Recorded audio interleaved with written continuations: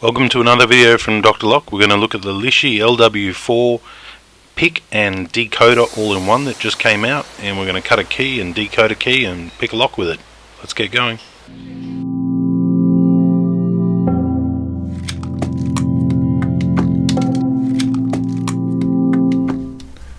Okay, so the first thing I noticed about this particular pick right here, which is very confusing, was the actual which one's genuine. I spoke to another locksmith who's very knowledgeable, knows a lot about these picks, and he actually told me that the one with the Lishi, Mr. Lishi on the front, is actually the genuine article, and the other ones are not. So this was very confusing for me because I've been buying these black Lishi cases that kind of look like syringe disposal cases, but they're actually got the Lishi pick in there. I like the way they slide together, and I think that's kind of what happens. People start with one and then they want to add and add and add, so you keep buying more and more and you slide them together. But what was really interesting to me was all of a sudden I find out that this may not be the genuine article, and it says here genuine Lishi locksmith tool engraved on the side. So I was under the impression this is the genuine Lishi. One supplier sells one and another supplier sells the other. This is the one with the glow-in-the-dark back on it. So very unusual. These containers here, they all clip together. They clip on the front, they clip on the side, and they're all like you just build them up. I got this other tool here from a different supplier, and this is the one with Mr. Lishi on the front. Mr. Lishi, hello. 2-in-1 pick, and this is the new C4 or LW4 Lockwood type profile. On the back here as well, it also has a little QR code and a little scratchy, and it says scratch below to verify. So this one has a scratchy. I mean, you're not going to win a prize, but it's, you know, got a picture of Mr. Lishi on both sides. So I'm in two minds as to which one is actually genuine, and I'm going to lean towards this one right here with Mr. Lishi, because it's very hard to make a knockoff and put Mr. Lishi's face on the front. It would more likely be like that. I've been told that the Lishi picks with Mr. Lishi on his actual face on them are better. To be quite honest, I've only used these. I don't have that many of these ones with Mr. Lishi on it to actually compare. So if somebody knows more than I do, please leave it down in the description. What I also did notice as well is that they're not interchangeable. You can't just start buying the clear ones now and they all line together. They don't line together. So obviously, like their cases, I don't think they like each other. And from what I've been told, it's they used to be a company. One guy has gone one direction, one guy's gone the other direction, and they've split up. So that's what I've been told. Somebody might know more of the Lishi story. But anyway, for today's video, I wanted to look at this Lishi pick. Now, I did watch another video because this tool actually came out in the US before it came out in Australia. And the thing about it was that they released it out in the US, which is fine, but we could have had it sooner, and our supplier actually held off. What they did is they took it around, they showed everybody, they had a competition who could pick the quickest lock with it. I'm not sure if it had spool pins and mushroom pins or if it was just a standard cylinder, but 15 seconds was the time. I mean, I can't pick it that quick. I only just got this tool about an hour ago, so my picking skills with this tool is not yet honed or perfect. I'm still getting used to it. What I have noticed about the tool is it has a different picking technique to when you're picking disc tumbler locks, such as automotive locks. When you're picking pin tumbler locks, they do operate differently. What I'm also noticing is that sometimes it does get a little bit stuck. When you're going through the cuts, you might get a little bit stuck. The way to remove it, I found, was just to lift it all the way up, and each time you go in between, you lift up, which actually brings this part, the little pusher, and brings it all the way down into the blade there. This is reversible as well. A little Allen key is included there, so if you're a left-handed picker or you're on a left-handed door or the cylinder's upside down, you can simply remove that and reverse it around. They include a little Allen key there, not a Lishi key, an Allen key. The actual finding of the height of the pins is quite easy once the actual cylinder's picked. For picking, it was taking a lot longer than what it normally would if I was to pick it any other method. Single pin picking is what it's about here. A lot of people are very good at that. Myself, I'm very lazy. I use things like this, and I also use things like this. And I just blow through it and get it open, and once the actual lock is open, then you can quite easily get a good gauge and a good feel on actually the height of the pins, and you can cut the key back to code. Here as well, it's engraved IC card 206. I'm pretty sure that means Instacode card 206. I'm more familiar with the Silka cards, which would be 405. The actual tool itself seems stainless steel, seems rock solid. This little part here does seem a little bit flimsy, and on some of the new Lockwood ones, we've got taller pins and you've got tighter tolerances, also mushroom pins and stronger springs, you're really going to kind of feel that there. On saying that too, this type of pick on this type of cylinder, I found it easier than one with softer springs. Reason being is because you can really feel that mushroom pin, and you can feel you can identify your mushroom pin quite easily, and you know that the pin's on top of it, so you can find the shear line. I find easier than some of these other ones here. What I also noticed is when we come back over to the chart here, is that if you're going one by one, you'll get this one, then you'll need to back off to actually find this one because you're trapping the pin. So there is a real technique of which way you go, if you go forwards or backwards. I mean, there's going to be a lot of locksmiths out there say you do it this way or you do it that way. Everybody seems to have their own technique. I'm not saying which way is right, which way is wrong. I'm not saying I'm the best lock picker in the world, because I'm purely not. There's heaps of people on YouTube that are better. I'm just telling you what I found from my experience. So I found starting from the rear end was easy, and then working my way to. I also found you had to release pressure on it, and a lot of time when you do, you'd lose them, so you have to go back over them.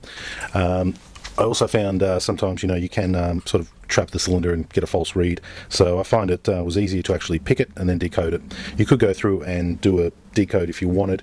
I did try that one or two times and wasn't successful. Keep in mind, I've only had this tool like an hour. The next reason I think this tool will be brilliant is when you've got locks on the door which are painted on, bolted on, and it's going to take you 20 minutes to remove. If you can pick it open in less than a minute, and you can actually run this tool through it in about 30 seconds and then cut up a key in less than a minute, you're talking 2-3 minutes compared with having to remove the lock, remove the cylinder, put it back on the door. So that's where you're really going to get some benefit off this tool. As far as picking locks, yes, you can use it for picking. I find a little bit slower for the standard ones. That's just my technique. I find it is doable for the Lockwood security ones, the new sort of Lockwood security pins and all that. One of the things I did notice as well is that if, let's say that you've got an apprentice and you've only got a choice of giving them a hand rake and a pick gun, with this particular type of tool, if they were to invest the time into it, they could probably get that down to a very quick fine art and be able to get around these cylinders rather than having to drill them. Having to drill them is not the worst sin in the world. A lot of locksmiths do it. I've seen locksmiths, 20-30 years experience, they have a look at this and they can tell which one with the security pins, and then it's easier for them just to drill it out in 5 minutes and replace it than it is to spend the time picking it. But now having this pick gives us that other option. We know what we're looking for, and we've got our heights on it. So I'll just zoom in so you can get a better look. There we go. So you've got your heights, you've got your spacing, you've got your depths, you know what you're looking for, where you're looking for it. So it takes a lot of the guesswork out compared with using a simple J pick for single pin picking. And there's the barcode on the back. So I find that is a bit of a changer. I suggested them to make this tool, I think it was about 5-6 years back, maybe even longer, to my supplier. I never heard anything back from it. But funnily enough, the supplier I suggested to are the ones who sell these ones, not the ones with the Lishi tool on the face. But they did bring it out. Nothing to do with me. They came up with the same idea. Not having to remove a lock from a door would save you time. As far as picking, no, I don't think it's the best pick in the world. I find it quite cumbersome compared to a tension tool and a pick gun. For the single cylinders, I found it a little bit tiring and a bit annoying. For these type of cylinders with the security pins, I was willing to invest the time, and I found it a better option than drilling, and also a lot better than single pin picking with a J pick, because you get a lot more feel, a lot more read on it, and you know what you're going for, you know roughly where you are, and you can really identify those mushrooms in there. So that was what I found about it. So overall, would I have it in my toolbox? Yes. Is it something new that every locksmith should have? Well, considering these locks are out there, yes. What would I give it out of 10? For quality, it's always got to be, I'm giving it a 9 because it actually got stuck in the pins and I had to move it around, or maybe even an 8 because I know that this thing's going to break soon. This tool cost me in Australian dollars about 150, 160 bucks. You get them cheaper over in the US and places, but remember, we've got to go through our suppliers. So also, they should have released it earlier to us. We've all been waiting for this tool, and the Americans have it, probably other people around the world have it, but the Australians are only now just getting it. I only got mine an hour ago, and I've been asking for it for a couple of months, so it's been out there. And it is definitely a nice tool. I'm going to finish off this little rant with a bit of picking. I'm going to pick and then cut to code. Another thing is we did those laser cut keys, so those laser engraved keys where we're actually doing the heights, all the heights and the depths on the key. I think that would really work now that you're actually on a job site. You've got this in the lock here, you're decoding it. Now what we need to do is have keys where we can clearly identify the depths and the spacing on them, standard C4 keys, and then be able to cut them on site. Now at the moment, Lishi do make a set of tools like this. This is a Lishi one, but it could even be a copy, who knows. You can get them pretty cheap, 50-60 bucks now. They do make them, but they're actually for the automotive. If you look down real close there, you'll see, I'll just zoom in, see the head on that? that is actually for automotive. It's not actually for C4. So the actual, this, I've got to zoom out again. Okay, this angle here, this 96-degree angle is different for the automotive. So if they were to come up with another set of these, which I'm at a loss to why they don't already, if they were to come up with another set, change the cutout to the larger 96, I would definitely go straight out and buy them. Then I would get all my keys and I would mark them all with the space and depth. I'd be able to go along and go bang, bang, bang. And it does work for normal keys. I'll just quickly give you a look. Where's a rubbish key? Oh, here's a pretty rubbish one. So it does work, and you've got that flat side of the blade right there, so you're not going to get any distortion. Standard clipper formation. You know, so once you've gone up to the lock, you've picked it, you've read it, you've got your cuts, you know what they are, you should be able to use a tool and a key, pretty much go like this. Just knock a bit of that meat off, put it in the lock, and be able to turn it. So to be able to walk up to a door, decode the key, pick the lock, decode the lock, cut the key using clippers on site without going down to your van, clip, clip, clip, clip, clip, ending up with a key that you can put into a lock, bang, works a lock perfectly. That's what everybody kind of wants. On a perfect day, when locksmiths' lives just go really good and they have perfect days, that would be a really good day, because it'll save you time. It'll save you time, save your workers time, save everybody time, being able to produce a key to specs perfectly with no mucking around without having to remove it. I know you could pick and remove and pull the cylinder out very quickly, but not pulling it out from the door is a bit of a game changer in my opinion, especially with some of them being quite complex. And Mr. Lishi, if you ever listen to this video, I want these with the 96-degree angle, please. Okay, I'll show you some other clips of decoding it and how it works. Okay, so keep in mind, I'm not the fastest person. I've only had this tool a little while. There are people out there that can do it a lot quicker. Okay, I'm not one of them. So just letting you know that now. I'm just giving you a brief example. So what I found is when you put in the tool here, you got to slide it all the way up. Slide your little reader all the way up, slide it all the way home. And then you apply your pressure. And from there, you can actually gauge and feel the mushrooms. Now, we don't normally tell you how to pick, but on saying that, it's actually on their website too. So I'm not giving you all the secrets that there are, and I'm not telling you exactly everything on how to do it. I'm just telling you from a locksmith point of view to other locksmiths who will get a bit of an idea on it, on how we do it. What you're actually seeing now is nothing more than what you'd probably be seeing if you were to call a locksmith and they were to use one of these on your front door. Other locksmiths do have other tricks on how to do it, so I'm not saying they might they'll probably be able to do a lot quicker than I would, which is fine. I'm happy to say I'm not the fastest in the world. I'm just giving you an example of what's going on. So now I'm going to go back over my fifth cut because we lost that. Now I'm into the spool pin, so I've got to get around that. Yep, there we go. Okay, so it is picked now. Okay, now let me okay, so we've got this cylinder with the mushroom pins, the new Lockwood cylinder, new Lockwood one picked.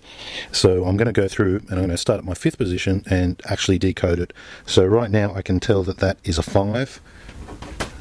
I'm actually going to go through and cut this key just to kind of show you. And it's a tricky one there because it's, I'm going to say a 5 again. That one there we're bringing up as a 4. Going to the second position now. So that's a 1, that's a 2. And that's definitely a 7. Okay, so let's cut this to code. I'm using the old Silka Unicode. Local REM, card number 405 for Lockwood, enter. Putting in my key. Now I'm going to enter in the cuts that we have. 72455, enter, start.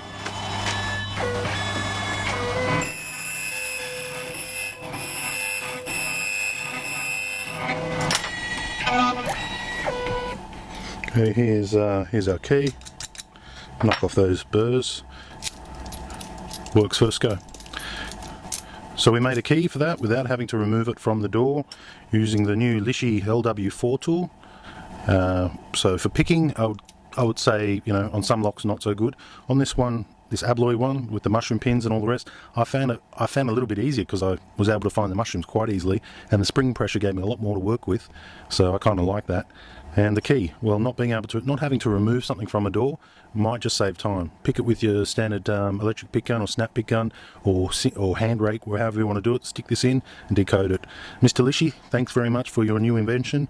I'd like an LW5 one, and I want the clippers with the wider cut on them. Thanks for watching.